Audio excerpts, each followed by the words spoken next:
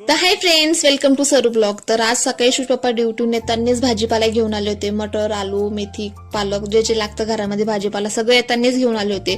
तर मग शिव झोपलेली होती, म्हणजे तोपर्यंत भाजी वगैरे सगळी खोडून ठेवून देते, मटर पण सोलून ठेवून देते.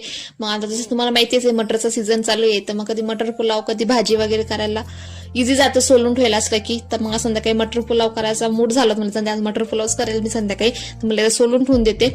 तर मग पटकन सोलायला घेतले मटर, आणि मेथी पण होती, पालक होती, पण पालक म्हणले फक्त कट करून ठेवायची म्हणून ते नंतर सोलन म्हणले मी. आणि लगेच मेथी पण खुडायला घेतली होती. मेथीचे मला फक्त थेपले करायचे, पत्ते पत्तेच घेतले, काड्या वगैरे काहीच घेतले आणि पत्ते पत्ते घेतले थेपले करण्यासाठी. आणि मग ते तेवढंच करूच होते मी की मॅडम पण उठून गेले, आमच्या शिव मॅडम लगेच उठून गेली. ती झोपलेली होती म्हणून अर्ध सामान म्हणजे अर्धाचं काम झालं होतं माझं.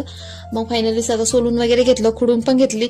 आणि मेथी मी अशी पेपरमध्ये रफ करून म्हणजे रॅप करून ठेवून दिली ते, ज्याच्यानं ते सुकणार पण नाही फ्रीजमध्ये ठेवल्यावर पण ना काही. कारण की कॅरी बॅग मध्ये ठेवली आपण तर कॅरी बॅगला ते फ्रीजमध्ये असं की घाम येतो, म्हणून मी पेपरमध्ये रफ करून ठेवून दिलं. आणि सकाळी मम्मीने आज इडली सांबार केलं होतं. तर मग दुपारून मला 4-5 टायमाला भूक लागली, म्हणजे इडली तर नाही खायचा मूड मला, तर डोसे करते म्हणले. तर मग आता इथं डोसे करायला घेतले होते. आलू चटणी करते पहिले.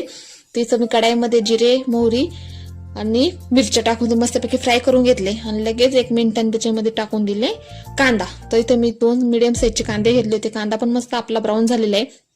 कांदा जास्त लाल पण नाही करायचा आणि काळा नाही करायचा, कच्चा पण नाही ठेवायचा, म्हणजे मस्तपैकी ब्राऊन करून घ्यायचा थोडंसं. आणि मग त्याच्यामध्ये आपल्याला टाकायची थोडीशी हळद, बस बाकी काहीच नाही. हळद टाकायची मस्तपैकी, त्याला मिक्स करून घ्यायचं.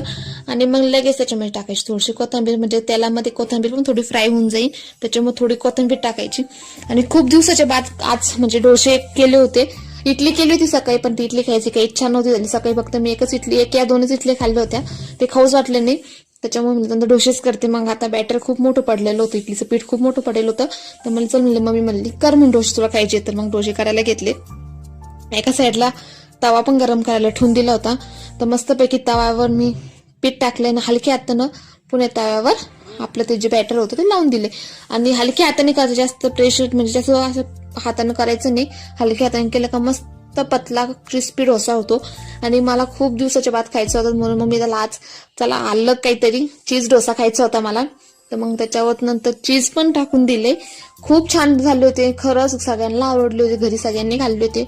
आणि ज्यांना जसं लागत होतं तसं बनवून दिले. मग नंतर पहिले मी खाऊन घेतले होते, मला भूक लागली होती खूप, तर पहिले मी खाऊन घेतलं, मग नंतर पप्पांना बनवून दिले. आणि मम्मीनं नेहाना आम्ही चौघात तिघांनाच खाल्ले, बाकी कोणी नाही, म्हणजे भैयाना आणि पप्पांनी तर नाही खाल्ले. तुम्ही बघू शकता किती मस्त क्रिस्पी आपले डोसे झालेले.